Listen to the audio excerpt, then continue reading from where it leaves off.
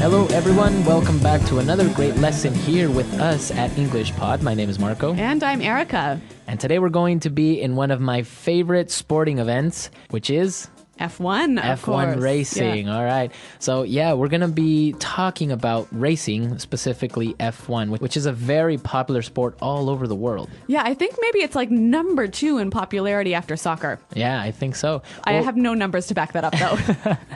Well, they do travel everywhere. They have races all over the world, and just people love it. So, Well, it is kind of a cool thing. Going 300 kilometers per hour in a car is pretty cool. All right, so let's not delay this any longer. Let's listen to our dialogue for the first time.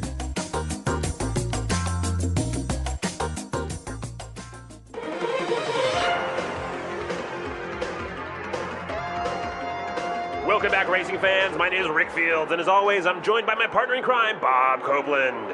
We're in the last stretch of this very exciting race, and Kimi Raikkonen is leading the pack with only 4 laps to go. They're heading to turn 3, and Lewis Hamilton tries to pass Raikkonen. It's a close one, and oh no! Hamilton hits the wall. He came in too fast, jammed on the brakes, and spun out. We have a yellow flag, and the pace car is making its way into the track. The cleanup crew is towing the heavily damaged car, and the green flag drops.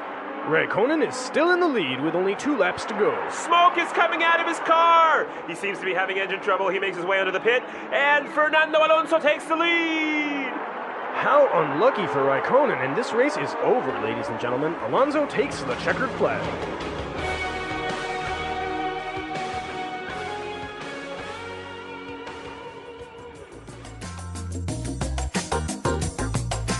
What an exciting race. I always love a good crash when it comes to car races. I think many people go to races expecting to see a crash. They don't want to see people getting hurt.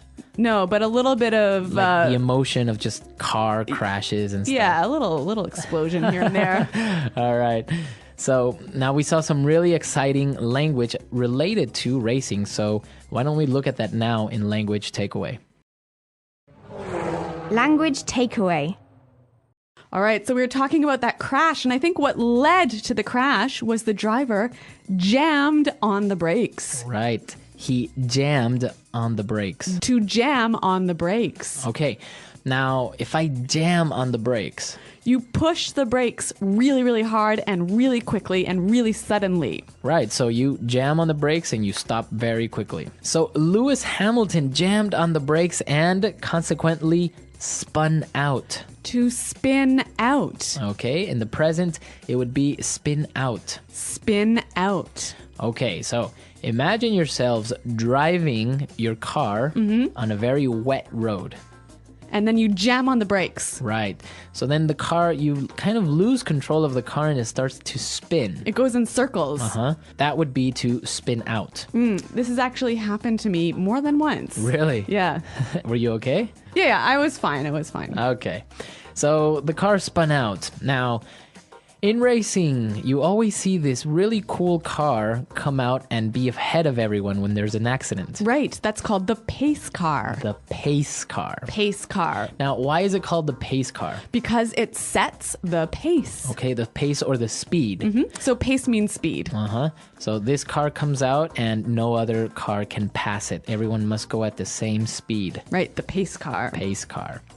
All right, so after there's an accident, the cleanup crew must come out. Okay, cleanup crew. Cleanup crew. All right, so crew, this is an interesting word. When we talk about a crew, we talk about a group of people who work together. Okay, but for example, in an office, can I have a crew? Not really. Not commonly, right? Yeah, it's people who work together and they use their hands to work. They do manual labor. Okay, so I can say, for example, a construction crew. That's right. Or maybe the ground crew at the airport. Okay, or the flight crew. Also at the airport. All right. Well, in the airplane. So that's a crew. So cleanup crew. Cleanup crew. Now, they came out to take that car away, that broken or damaged vehicle. So they were towing it. Tow. Okay, the verb to tow. To tow. So what does it mean when you tow something or you tow a car? You pull something behind you. So if you're a truck, that might pull a car behind you. That's a tow truck. A tow truck. Now, this happens commonly if you park your vehicle where you are not supposed to. That's right. And your car will get towed. Your car gets towed. Yep. Very good. All right, so we saw 5 really great words related to racing. And now, why don't we listen to our dialogue again, and then we'll look at some other interesting phrases.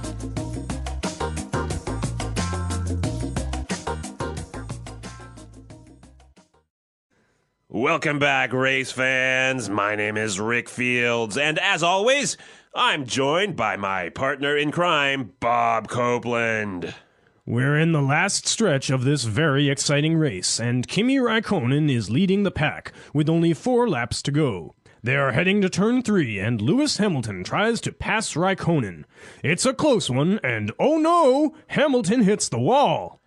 He came in too fast, jammed on the brakes, and spun out. We have a yellow flag, and the pace car is making its way onto the track. The cleanup crew is towing the heavily damaged car, and the green flag drops. Raikkonen is still in the lead with only 2 laps to go. Smoke is coming out of his car. He seems to be having engine trouble. He makes his way into the pit, and Fernando Alonso takes the lead.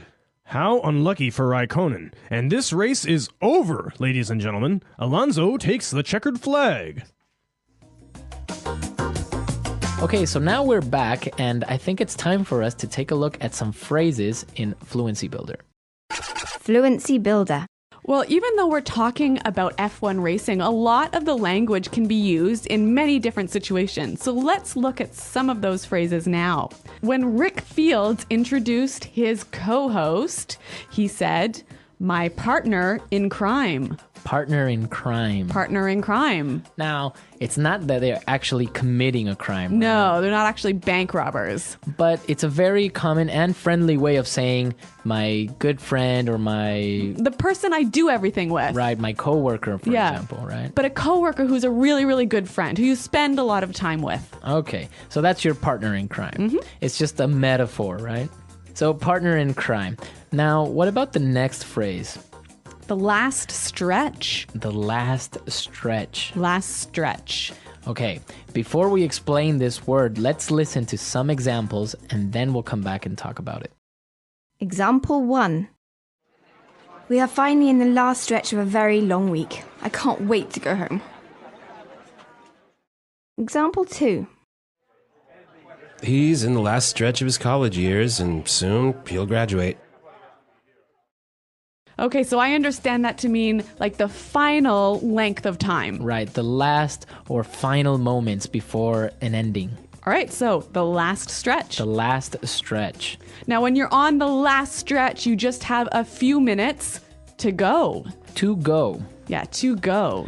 Now, this preposition to and the verb go is very easy, right? Right. But if you say 5 minutes to go, what does that mean? 5 minutes left. Left. Yep. It doesn't mean it's 5 minutes to actually leave, right? Right. No, it means you must complete 5 minutes before you can be finished. Okay. So it's not about exiting. Right. I have 5 days to go before I go on vacation. So it's not about you actually going on the vacation. It's about you passing those 5 days. Uh-huh. Can you give us another example? How about we have 45 minutes to go before the end of the day? That's right. So, to go, left. Exactly, to go. All right, now let's take a look at our last phrase. Close one. A close one. A close one. All right, another interesting phrase made up of simple words. So let's listen to some examples to help us understand it. Example 1. That was a close one. The teacher almost caught me cheating. Example 2. It's a close one. We are tied and the game is almost over. Example 3. My girlfriend almost found the presents I hid under the bed. It was a close one.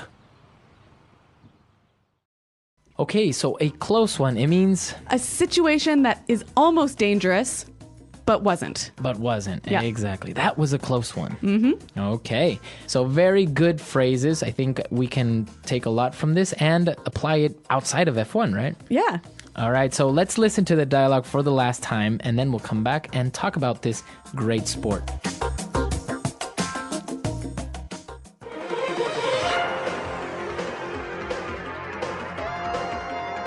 Welcome back, racing fans. My name is Rick Fields, and as always, I'm joined by my partner in crime, Bob Copeland. We're in the last stretch of this very exciting race, and Kimi Raikkonen is leading the pack with only 4 laps to go. They're heading to turn 3, and Lewis Hamilton tries to pass Raikkonen. It's a close one, and oh no! Hamilton hits the wall. He came in too fast, jammed on the brakes, and spun out. We have yellow flag, and the pace car is making its way into the track. The cleanup crew is towing the heavily damaged car, and the green flag drops. Raikkonen is still in the lead with only 2 laps to go. Smoke is coming out of his car! He seems to be having engine trouble. He makes his way under the pit, and Fernando Alonso takes the lead! How unlucky for Raikkonen, and this race is over, ladies and gentlemen. Alonso takes the checkered flag.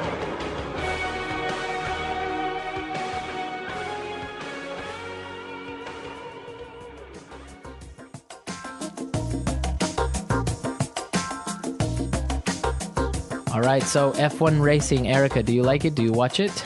Yeah, F1's pretty neat. Cars that drive fast, that's pretty interesting. Well, for some people it isn't, right? Like, why do I want to go to a race and just see fast cars? Okay, pass I would by? never go to a race, but I think I would maybe watch the highlights on TV. Well, actually, this year it's really exciting because, again, we're going to have a night race. I think it's in Malaysia or somewhere in Asia that they're going to race at night. Oh, so that's pretty special, huh? Well, it's like harder to see and you're going really fast. All right. Imagine. All right. So I hear you're going to the F1 this year. Yes, this year I'm going to go to the Shanghai circuit to watch the F1 race. So I'm really excited about that. I haven't ever been to one, so it should be fun. All right. Well, I hope you get to see some interesting things like car crashes and pace cars. Yeah.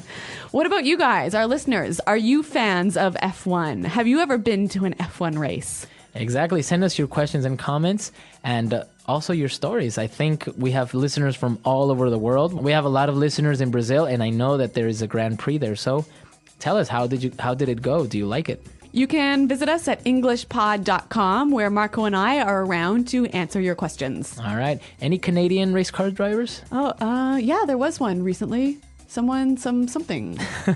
All right. Maybe our users know which one is the Canadian. So we'll see you guys there. Thanks for listening. Bye. Bye.